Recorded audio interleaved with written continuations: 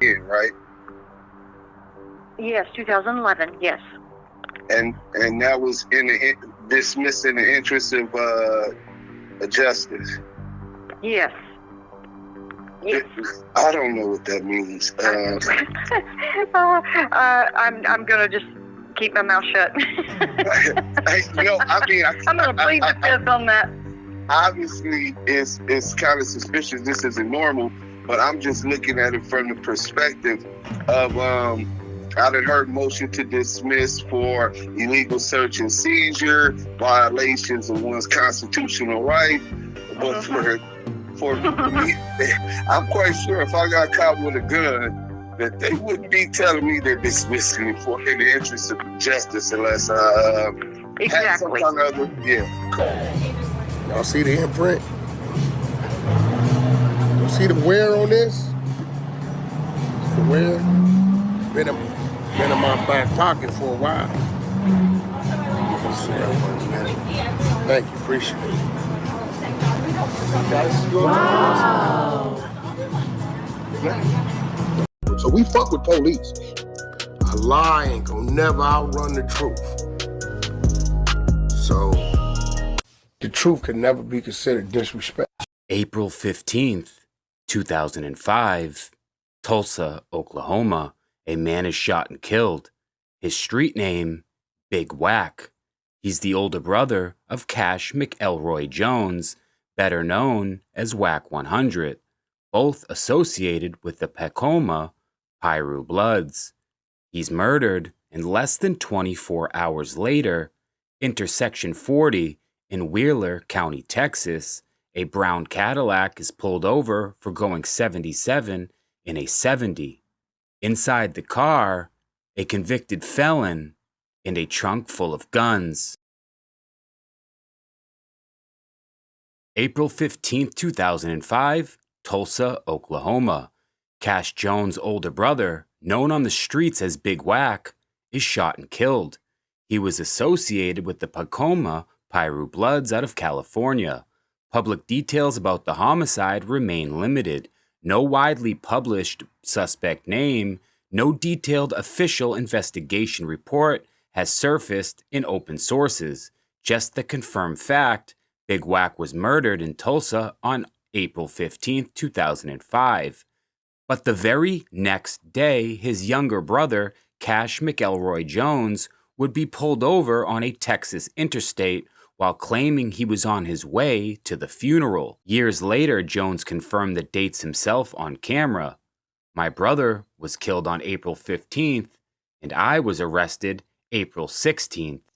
The drug dog's out. Drug dog ran around the car 15 times, don't hit.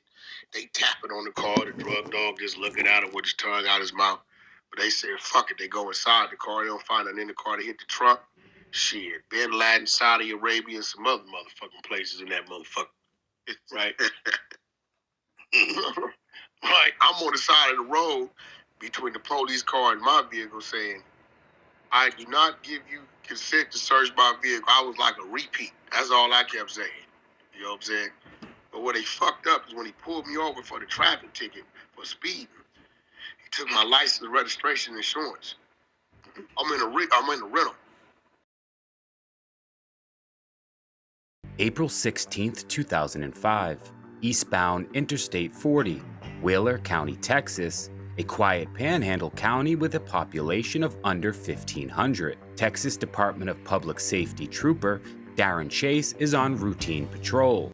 His radar locks onto a brown 2005 Cadillac traveling 77 miles per hour in a 70 zone. The driver is Cash McElroy Jones, and his brother is his passenger. Both men are already convicted felons. Jones tells the trooper he is a truck driver who always runs a few miles over the limit, and that he is headed to a funeral in Tulsa, the funeral of his brother, Big Wack, who had been murdered the day before. The trooper asks for consent to search the vehicle, and consent is denied. A K-9 unit is requested, and Deputy Julian Torres arrives with the dog approximately 22 minutes later. Once they take that post, see, that's a form of you being in custody. You know that, right? Mm-hmm. Right?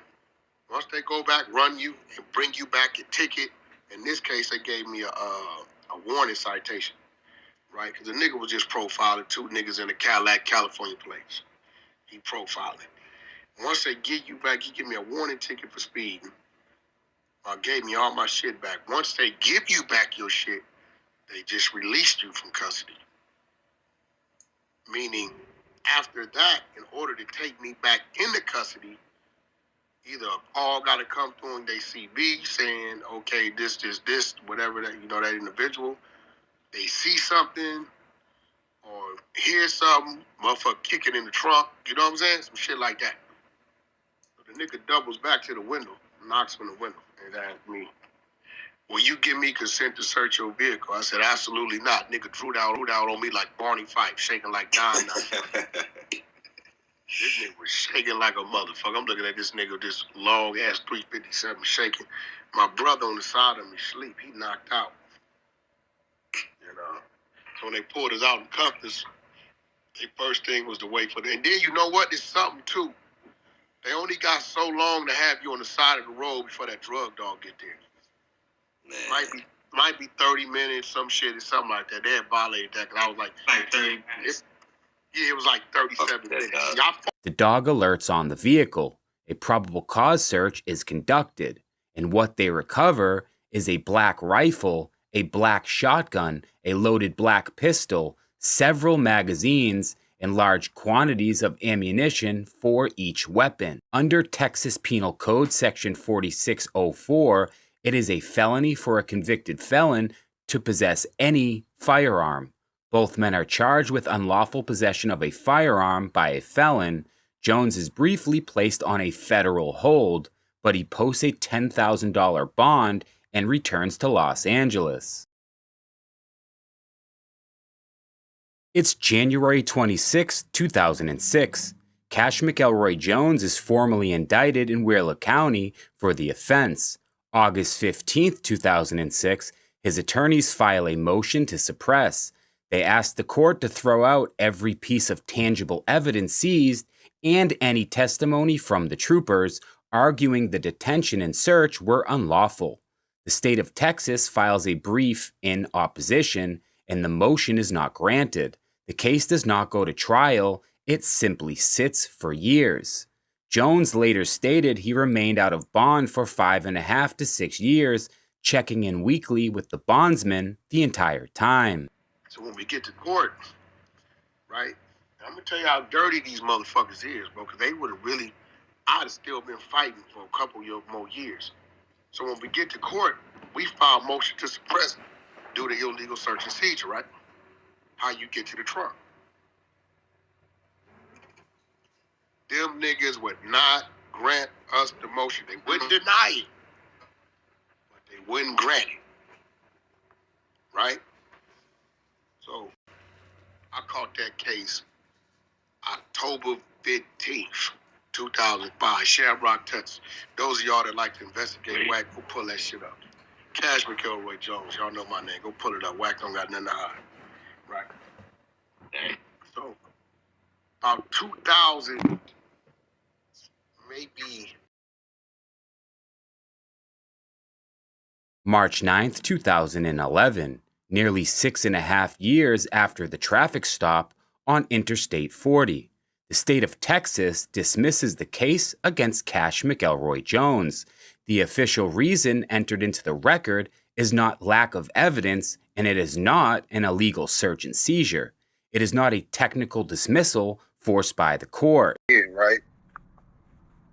Yes, 2011, yes. And that was dismissed in the interest of justice. Yes.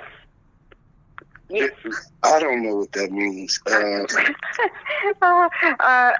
gonna just keep my mouth shut. The language used is very specific. Dismissed in the interest of justice.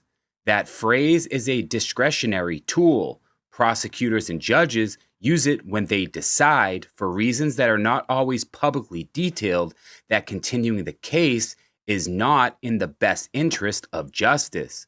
No public document released in open sources explains the exact reasoning behind this dismissal.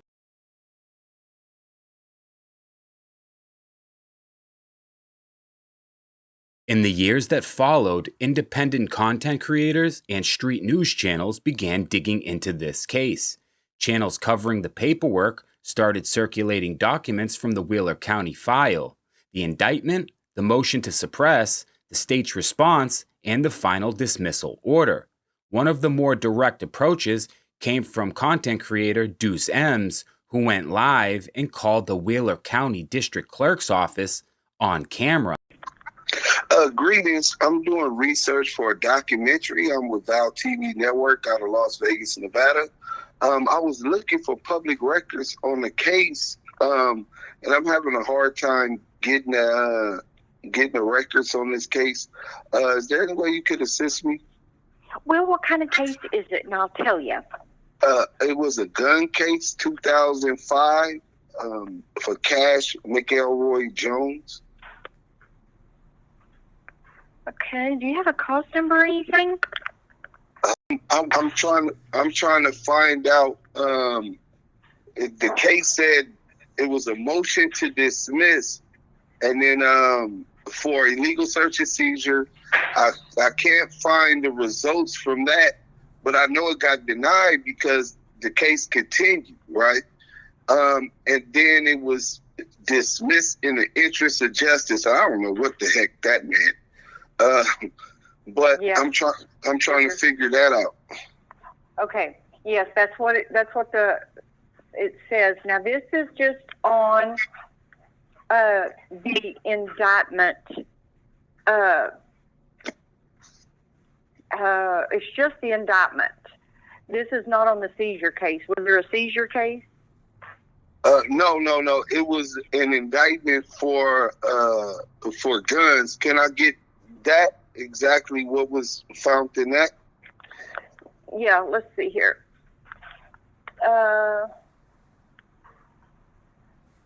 Unlawful possession of a firearm by a felony is the charge, but it was dismissed. Okay, and when it was dismissed, does it say how many firearms it was? Let me just see. Let's look at the. Because the documentary I'm doing is about gun traffickers that seem to not be held accountable by the court of law. So let's see here. The indictment. Let me see. And I don't know if they did. That's back in 2006. I was trying to see if there was. Nope, there's nothing in here to tell me, like the PCI, the whatever you call it, the pre-sentencing investigation. Sometimes they're filed, and right. I thought there might be one in here, but there's not, and it would tell me everything. But let's see. There's really nothing else in here that's of any. Even in 2005, 2006, that was standard procedure for them to file a pre-sentence investigative report? They had them, but sometimes they didn't give them to us. Right. But there's nothing really. All it is a bunch of just regular documents that's filed and some subpoenas, and then they got the motion in order to dismiss. Yeah, right. Yes, 2011. Yes. And that was dismissed in the interest of justice. Yes. Yes. I don't know what that means. I'm gonna just keep my mouth shut. I was dismissed in the interest of justice. Yes. Yes. I don't know what that means. I'm gonna just keep my mouth shut. I'm gonna plead the fifth on that. Obviously, it's kind of suspicious. This isn't normal, but I'm just looking at it from the perspective of I done heard motion to dismiss for illegal search and seizure, violations of one's constitutional right. But for me, I'm quite sure if I got caught with a gun, that they wouldn't be telling me they're dismissing me for in the interest of justice unless had some kind of other, quite sure if I got caught with a gun, that they wouldn't be telling me they're dismissing me for in the interest of justice unless had some kind of other, correct. All right, and is there any way that I could get emailed those documents?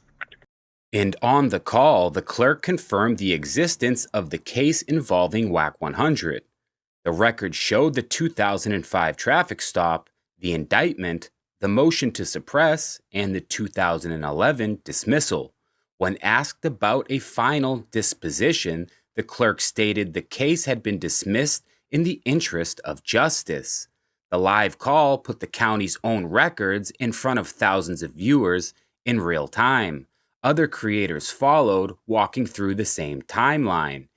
The April 15th murder of Big Wack in Tulsa and the April 16th traffic stop the very next day, and the list of weapons recovered, and a 6-year gap that ended with 3 words: interest of justice. Some focused on the Fourth Amendment arguments Jones's lawyers raised. Others focused on the timing and the unusual length of his bond. Most simply put the original documents, and in some cases the live confirmation from the county, in front of the audience and asked them the same questions the records themselves leave open. The primary documents still sit with the Wheeler County District Clerk. The secondary coverage, including the live call, made the paper trail visible to a much wider audience. A man named Big Wack is murdered in Tulsa on April 15, 2005. The next day, his younger brother is stopped on a Texas interstate with a rifle, a shotgun, a loaded pistol, and over 800 rounds of ammunition. He is a convicted felon. The case is charged. A motion to suppress is filed, and the case does sit for nearly 6 years. It's then mysteriously dismissed in the interest of justice.